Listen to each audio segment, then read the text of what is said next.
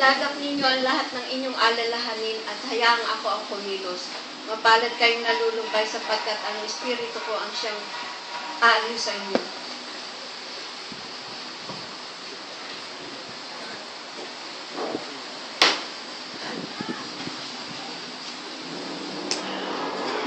Maging tapat at ipupuso sa inyo ang pagpapala.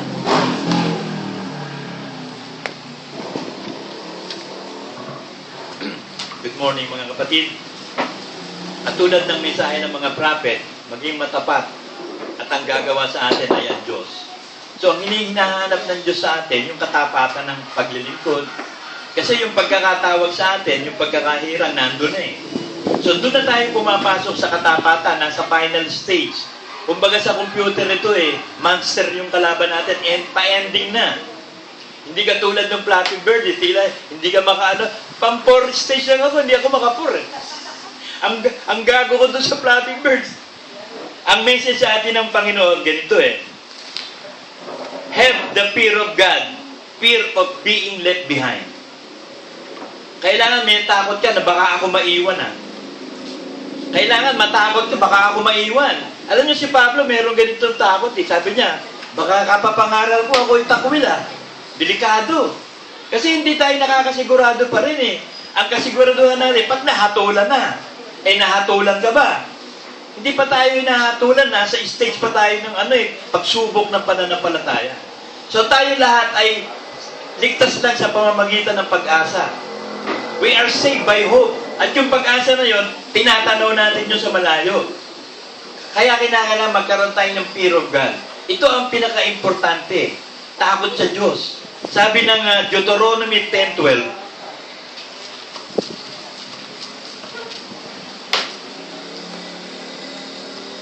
at ngayon, Israel, ano ang hinihingi sa iyo ng Panginoon mong Diyos? Kundi matakot ka sa Panginoon mong Diyos, lumakad ka sa lahat ng kanyang mga daan, at ibigin mo siya at paglingkuran mo ang Panginoon mong Diyos ng buong puso mo at ng buong kaluluwa mo. So ito yung takot sa Diyos eh. Lahat ng utos ng Diyos, lahat ng kautusan ng Diyos binigay sa Panginoong Yesus. Lahat naman ng dekreto at kautusan sa iglesia ay binigay ng Panginoong Yesus kay Brother Manny. Ibinigay naman ni Brother Manny lahat ng dekreto at kautusan sa atin. At ang utos na yan, lahat ng kautusan ni Kristo. So lahat yun. So ang ating pananampalataya, susundin natin lahat yun. Ang tawag doon, perfection. Perfect ka.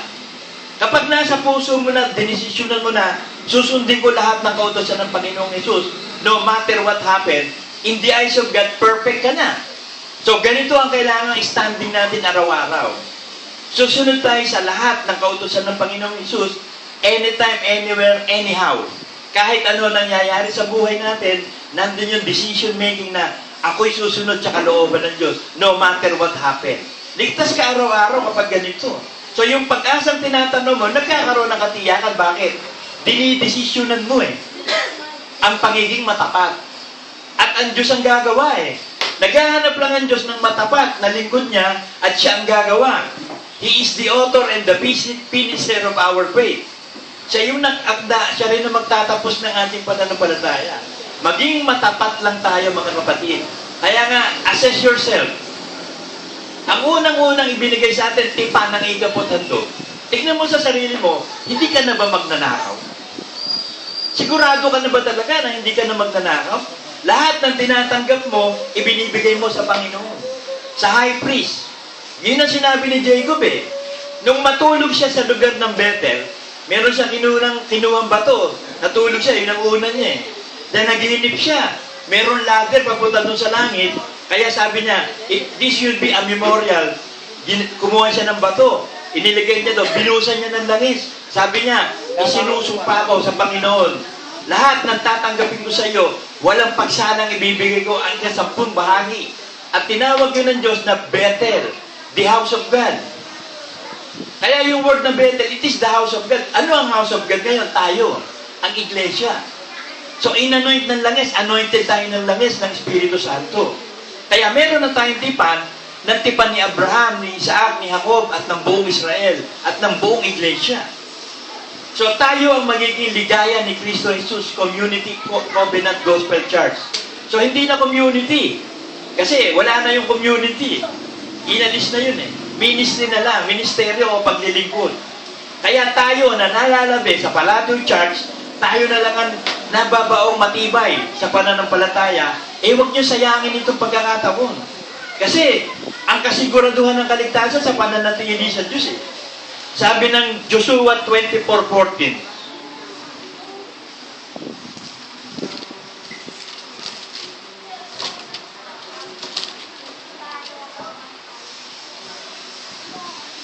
ngayon nga, ay matakot kayo sa Panginoon at paglingkuran niyo siya sa pagtatapat at sa katotohanan. So, totoong tapat ka. Pagtatapat at katotohanan, kaya titiyakin mo sa sarili mo eh. Matitiyak mo yan eh. Bakit? Ikaw ang magdidesisyon eh. Didesisyonan mo eh. Magiging matapat na ako, magiging totoo na ako. O, nabautismo sa tubig. So, sa retreat, maghanda-handa tayo. Kasi pinagpala ang iglesia ito. Pagpapala yung retreat na, sasagana pagkain dyan, nararamdaman ko yan. So, itong gagawin nating retreat na to, yung mga hindi talaga nabautismo sa tubig. O halimbawa, binautismo ka ng bata, hindi ka pa naman sumasampalataya, no? Nanay mo o tatay mo sumampalataya, kailangan ulitin natin yun. Kung sino yung tunay na mananampalataya, ibabautismo sa tubig. So, titignan ko pa doon sa Juan Merced, doon sa dulo, kung pwede tayo. Pag hindi, Greenwood tayo. Naku, masyadong po public yun eh. Katakot-takot na squatter yung na. Hindi ba yung makakasama sa Greenwood na social yun, mga taga doon yun. O, pag doon sa, Pero hindi, titignan ko yung ano rito. Mamaya, pag-usapan natin yan. Ang pag-usapan muna natin is the business of God. At kung inaakala niyong masama na maglingkod sa Panginoon, ay piliin ninyo sa araw na ito kung sino ang inyong paglilingkuran.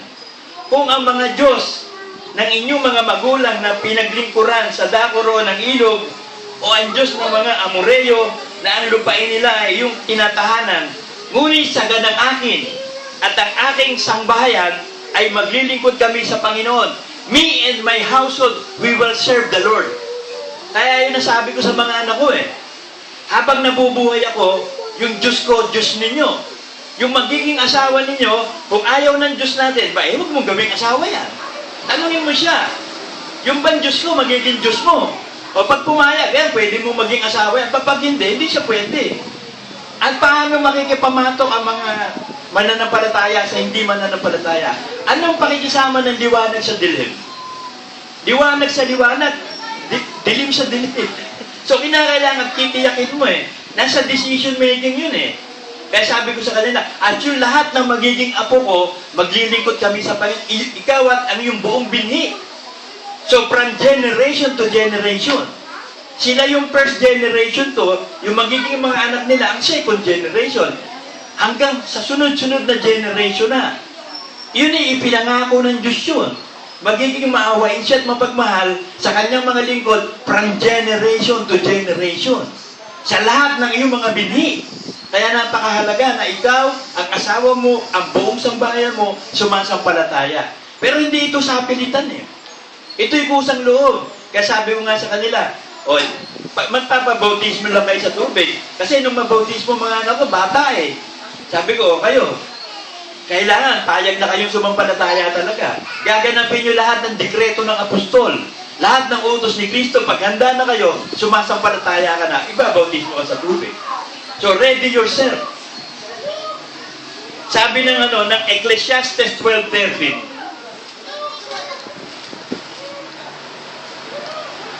Ito ang wakas ng bagay. Lahat ay narinig. Ikaw ay matakot sa Diyos at sundin mo ang kanyang mga utos sapagkat ito ang buong katungkulan ng tao. So kaya tayo nabubuhay pa, may katungkulan tayo, matakot sa Diyos, sundin ang lahat ng utos. So ito yung pananampalataya. Ito yung katiyakan ng ating kaligtasan. Kaya tiyakin mo sa sarili mo na ikaw ba talaga ay totoo na. Bahagi ka ba ng katawan ni Kristo? Ikaw ba'y alagad na ni Kristo? Ikaw ba'y anak na ng Diyos? Kailangan matiyak mo yan eh. Matitiyak mo lang yan kung didesisyonan mo na at gaganapin mo. Hindi yung nakikinig ka lang, gaganapin mo talaga. Kausapin mo yung sarili mo, makipag-meeting ka sa sarili mo, pag-meetingan nyo, kung talagang ikaw ba ay susunod na o hindi. Magpapakabanal-banal ka na ba o hindi. Kasi hahatulan tayo ng Diyos sa mga decision making natin. Kapag malahining ka pa, di huwag ka mag-Kristyano. Ngayon kung mag-Kristyano ka, magpakatotoo ka naman. Buong buo, 100%. Hindi pwedeng kapra-kapraso. Sabi ng Matthew 10:28,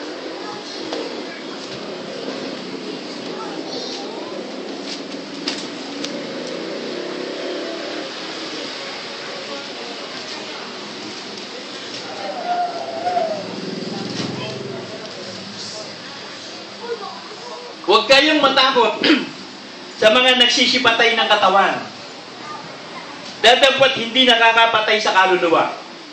Kundi bagkus ang katakutan ninyo, yung makakapuksa sa kaluluwa at sa katawan sa impyerno.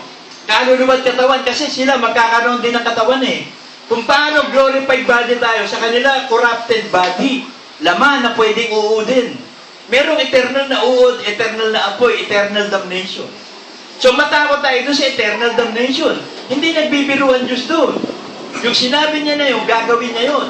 Pag hindi tayo nakapasa sa pananampalataya at nakatugon sa standard ng pananampalataya, doon ka dadalhin sa impyerno. Walang sinisino ang Diyos. Nasa justice siya. Nasa katarungan, wala siyang pinipiling tao. Kung si Kristo ang advocate mo, siya ang tagapagligtas mo, susundin ang lahat ng utos, automatic ligtas ka. Wala ka na sa kamatayan. Mamatay man ang katawan mo, hindi mamamatay ang kaluluwa at espiritu mo. May buhay na walang hanggan, papalitan niya ng glorified body. Sabi ng 1 Peter 1:17,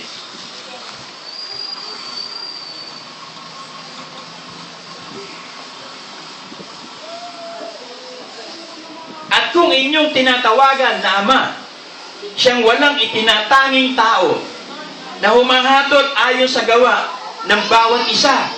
So ayon sa ginawa mo, hahatulan tayo ng Diyos. Hindi siya nagtatangi ng tao. Kahit sino ka pa, kahit propeta ka, apostol ka, ay anghel nga Kahit anghel ka pa niya, kahit apostol ka pa nga, si Judas. Kahit propeta ka niya, si Balaam. Kahit elders ka, sina Abayu, sina Dathan, si Abiram, sina Kore. Mga elders yan. Walang sinisino Diyos. Hahatulan ka sa ayon sa iyong ginawa. Gugulin ninyo sa takot ang panahon ng inyong pangingibang bayan. So yung natitirang panahon natin daw dito sa lupa, gugulin natin sa takot. Ano ibig sabihin gugulin sa takot? Magsanay ka ng sumunod. Sumunod ka ng sumunod araw-araw sa kalooban ng Diyos. At madali lang naman sumunod Naiintindihan natin ang pagsunod Hindi mahirap ang pagsunod Mahirap sumunod pag ayaw mo. Kahit anong bagay. Nagiging mahirap ang isang bagay kung ayaw mo. Pero pag gusto mo, madali. Gusto mo kasi you enjoy that pain Sabi ko nga kayo dyan sabi ko dyan, nahihirapan ka dyan. It's just a decision making. Pagpasyahan mong mahirapan ka, magtiis ka dyan sa barko bilang galley steward. Tapos nung makakausap ko sa Facebook, sabi niya, Daddy, ang dali lang pala Kita mo, dinesisyonan mo kasi. Pero kung hindi mo dinesisyonan, ang hirap niyan. Kahit nga, yun nga lang pagbangon sa umaga Mahirap yun pag hindi mo dinesisyonan. Gigisingin ka pa ng nanay mo, oy, papasok ka na sa school, gising na. Pero desisyonan mo, hindi ka nagigisingin Dinesisyonan mo Pero habang hindi mo dinidesisyonan, ang hirap nun. Ayaw mo tumayo, gusto mo pa matulog, ayaw mo kasing gumising So it's just a decision making, mga kapatid. Ang lahat ng bagay, nasa pagpapasya lang yan. Kaya sabi ng Diyos kung kayo may willingness ng pagpapasya sa akin, lahat ng bunga ng lupain, masagana, mararanasan ninyo. Aalisin niya lahat ng sakit, ang masaganang pagpapala, lalo itong taon na ito. May iiwanan yung ibang hindi susunod. Habang umaangat sa buhay ang iglesia, sumasagana sa lahat ng bagay, ikaw na hindi sumusunod, may iiwan ka. So you have to catch the wind of the Spirit. Ano ibig sabihin? Catch the wind of the Spirit. Hawakan mo yung style ng wind of the Spirit. Ano ba plano ng Diyos? Ano gusto? Magbibigay ng masaganang pagpapala. Kanino? Doon sa tunay at tapat na susunod. You catch that wind. Kasi baka maiwan ka. Naglilipara na, ikaw nasa baba pa. Sumasagana na ang lahat, ikaw nasa baba pa. Ayaw mo kasi sumunod Yun ang importante. Ito na yung with the Spirit, nagsasabi na Diyos eh. Kinukumpirm na nga eh. Kaya, dagdagan natin yung mga share natin sa retreat. Para na sa ganon, kung arkilahin man natin yun sa 1%, kung magkano man yun, masolo natin yun, meron tayong pera pambayad. Magko-contribute tayo sa mga pagkain, ganun din. Pero the Lord will provide yan, hindi pwedeng hindi. Gagawa ang Panginoon sa atin. Sabi ng 1 Peter 2:17,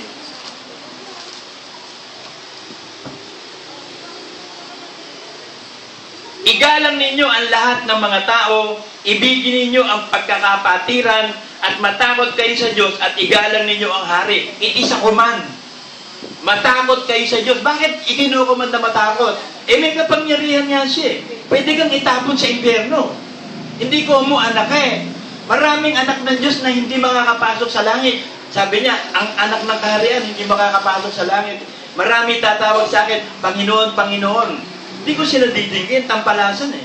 Hindi sumunod sa kalooban ng Ama. Hindi nila sinunod ang lahat ng kautusan ni Kristo. Naging panalo sila, marunong sila sa sarili. Nagtayo sila ng sariling kaharian, hindi kaharian ng Diyos. So habang nasa kaharian pa tayo ng Diyos, pasakop tayo sa hari. Para kasama niya tayo mag-ahari. Sabi ng Psalm 107:32,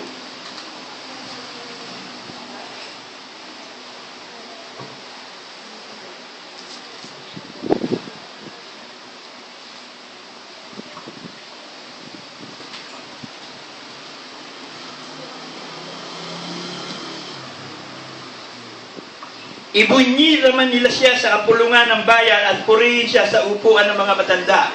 Praise God! Papurihan natin ng Diyos sa upuan ng mga matatanda in the council of elders. So, lagi tayo magpupuri sa Diyos. Lagi tayo dadakila. Kaya nga, ipinaparanas ang sikay na glory sa atin eh. Para lalo tayong magbigay pagpapala sa Diyos sa pagpupuri at pagdakila, pagsamba sa Espiritu at katotohanan. Pararangalan natin ang Diyos. Magsisisigaw tayo dito, make a joyful noise to the Lord. Kasi sa langit, magkakaingay doon, dadagundong doon. Parang lindol doon. Para mga lightning and thunders ang samba ng mga banal doon. Parang yung mga hagampas na mga alon, na malalaking alon ng dagat. Ganon ang mga pagsambang gagawin sa langit. Kaya dito pa lang sa lupa, tinuturuan na tayo ng Diyos, sumamba talaga at magpurit dumakila ng lubos sa Kanya. At ibigin ninyo ang pagkakapatiran. Huwag kayong a-absent sa worship. Ito lang nga ang araw ng pagmamahinga. Dito ka magpapahinga. Kaya nung magkasakit si Mang Noli, sabi nga ni baby sa kanya, may sakit kayo, dito kayo magpahinga sa iglesia. Maupo kayo doon, magpahinga. Rest in the Lord. Mawawala lahat yan. Kasi ang Diyos, mahal tayo, hindi niya tayo pababayaan. At least si Mang Noli, malakas na ngayon, nakakasama na natin. Huwag niyo pababayaan ang pagsamba. Merong mga pangako, yung tunay na magbibigay pagsamba sa Diyos, those who will revere God, yung talaga matatakot sa Diyos, irerespeto ng lubos ng Diyos. Sabi sa Psalm 25:12,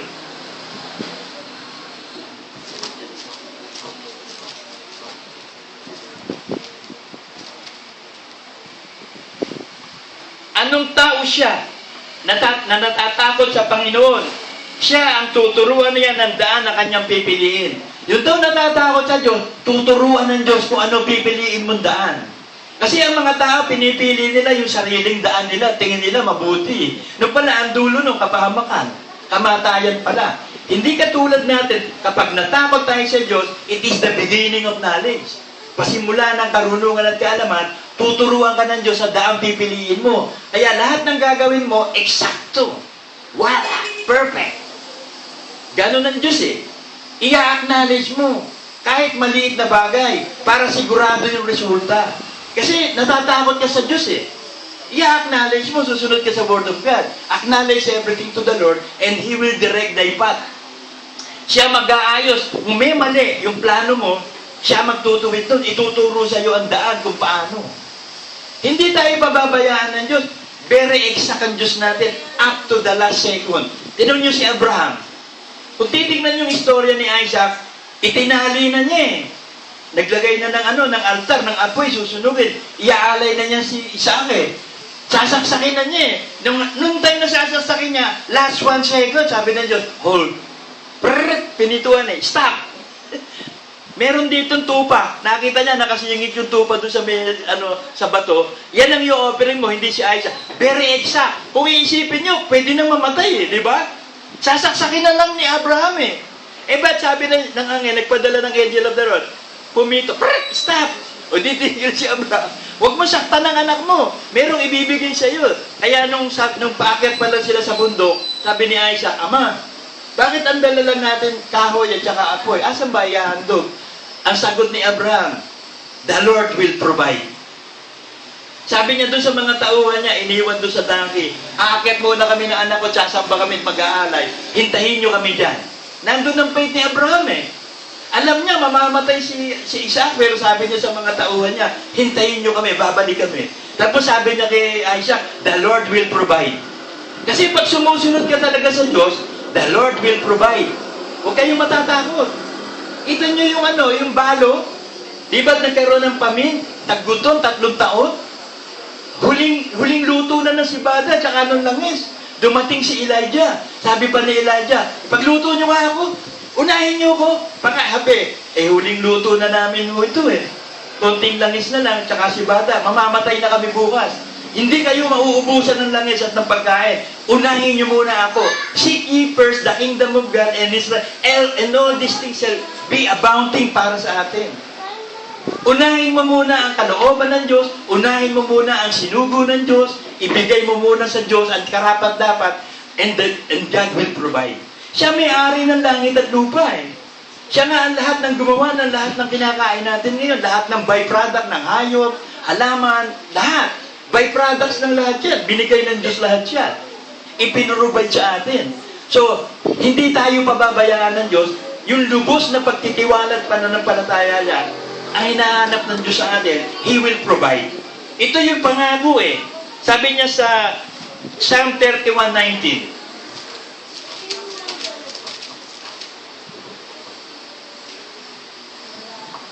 O pagkadakila ng iyong kabutihan, na iyong iniingatan para sa kanila na natatakot sa iyo, na iyong ginagawa sa kanila na magsipagkanlong sa iyo sa harap ng anak ng mga tao. Iniingatan mo ang natatakot sa iyo. How great is your goodness? How great thou God? Yung pinakanta natin. How great thou God? Ayun, how great thou God? Talagang dakila ng Diyos natin. Ipoprovide lahat sa atin lahat ng bagay. Hindi niya tayo pababayaan.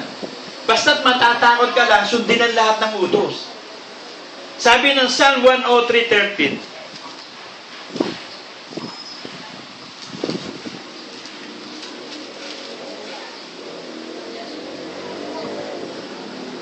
kung paanong ang ama ay naaawa sa kanyang mga anak, gayon naaawa ang Panginoon sa kanyang natatakot sa kanya. So doon naaawa ang Diyos sa natatakot sa kanya. Yung wala kang takot sa Diyos, hindi ka kaaawan, itatakot ka sa impyerno. Ang tapang mo Alam mo, si Nebuchadnezzar nung araw, sabi ni prophet sa kanya, ni Daniel, kung hindi ka magpapakumbaba, mawawala sa iyong kaharian. Nagmataas si Nebuchadnezzar, ako ang Diyos.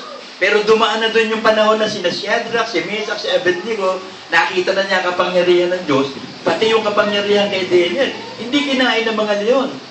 Talagang binigyan ng Diyos ng kaparusahan si Nebuchadnezzar. Talagang kumain ng mga damo sa gubat. Ibinaksak siya ng Diyos. Hanggang sa ma-realize niya, kailangan ang Diyos pala pinakadakila sa lahat. Nagsisi, nakabalik. Ganon din si Belshazzar, yung anak niya. Nagmataas din sa Panginoon. Patay. Yung nakakita ng may lumabas na letter, natatandaan yung mene, take it, uparsid. Yun nabasa ni Belshazzar. O tapos yung sa kay King Cyrus naman, si Daniel. Nagalit sa kanya yung mga, nainggit sa kanya, third president siya na i-explain niya yung mga panaginip ang ginawa sa kanya, gumawa ng dekreto si Cyrus na bawal manalangin. Kapag nahuling nananalangin, patay. Kasi yun ang ginagawa ni Daniel, nananalangin Ay di, gumawa ng paraan si Cyrus kung paano mababago yung batas. Kasi napirmahan na lang araw yung batas, hindi na pwedeng baguhin. Awang-awa si Cyrus kay Daniel, sabi niya, hindi dapat. Ang ginawa naman ng Diyos kay Daniel, nagpadala ng angel, isinarado yung bunganga ng mga leon. Hindi nakain si Daniel, kaya takang-taka. Sabi ni Cyrus, gagawa ako ng bagong batas. Yung Diyos ni Daniel, yun ang tunay na Diyos. Ang hindi sasamba sa Diyos ni Daniel, papatayin. Yung mga nanloko sa kanya, ayun, yun ang pinakain doon sa mga leon. So, yung lahat ng natatakot sa Diyos, lahat ng sumusunod sa Diyos, yun ang ipipreserve ng Diyos. Yun ang gagantimpalaan ng Diyos ng masaganang buhay at bibigyan ng masaganang pagpapala ng buhay na walang hanggan. Sabi ng Psalm 19:11,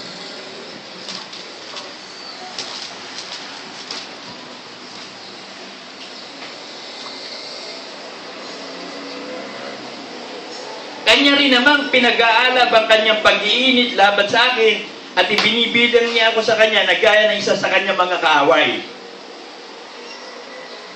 Ang kanyang mga hukboy dumarating na magkakasama at... Teka, mali ako ng basa. Ano ba ito?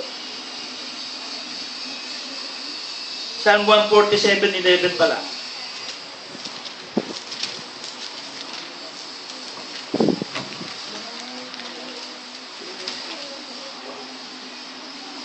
Ang Panginoon ay naliligayahan sa Kanya na natatakot sa Kanya at nag-iisa-asa sa Kanyang kagandahang kalooban. So perfect na perfect talaga eh. Ligaya ni Cristo Jesus Covenant Gospel Church. Yung iglesia na to na itinatag ng Diyos sa pamamagitan ni Brother Manny, yun ang tunay na iglesia na natatakot sa Diyos, ligaya ng Diyos. So, nagiging kaligayahan ng Diyos ang LCJ Ministry, ang Palatio Church, sa lahat ng natatakot.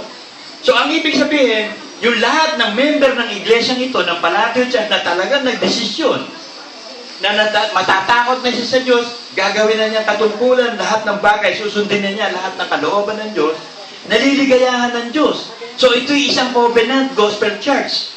At yung covenant niya na yon ay gaganapin niya sa atin. Ito na ang pasimula ng pagganap ng Diyos. 2014, the perfect 7. Ito na yung pasimula. Nagaganapin na ng Diyos ang masaganang pagpapala sa atin. Kaya, hold on. Baka hindi nyo mabuhat yung mga masaganang bubulusok ng pagpapala. Baka mabigatan eh. Tama-tama, mas maganda yung para ipamigay mo. Kasi ang dami, hindi mo kaya. Hindi pamimigay mo iba para makaya mo. Sa dami ng bubulusok na pagpapala. Sabi ng Exodus 23:25.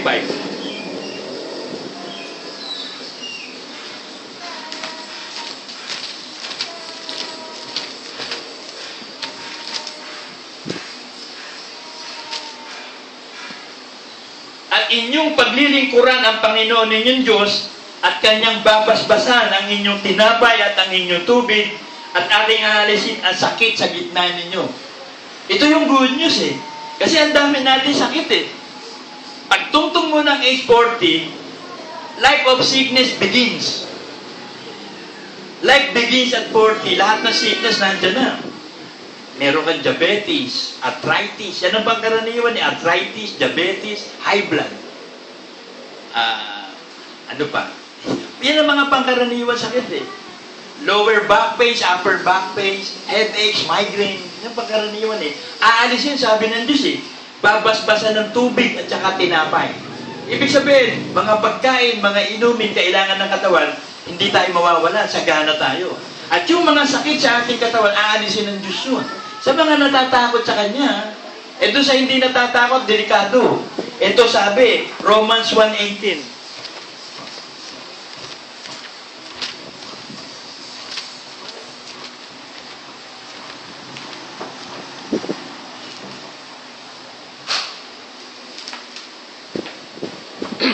Romans 1:18. Sapagkat ang poot ng Diyos ay nahahayag mula sa langit laban sa lahat ng kasamaan at kalikuan ng mga tao na ang mga sinasawatan ng katotohanan ng kalikuan. So yung masasama at hindi sumusunod sa Diyos. Pag ikaw naging Kristiyano na, anak ka ng Diyos, binigyan ka lang ng chance.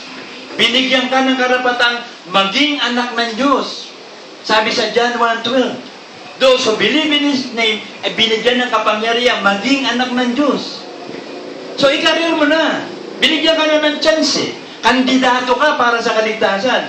So, gawin mo na ang lahat ng requirements. Ganapin mo na lahat ng kautusan para siguradong anak ka ng Diyos. Huwag ka maging anak ng demonyo. Masuwayin yun eh. So, ang sinahinihingi lang ng Diyos dito, yung katapatan ng pagsunod natin. Yung lubos na katapatan ng pagsunod. yung lubos na katapatan ng pagsisikap, yung pagpapagal, yung pagtitiis at pagtitigay at susunod ka sa lahat ng kalooban ng Diyos. Dead or alive. Sa mamatay man o sa mabuhay, tayo kay Kristo. Amen.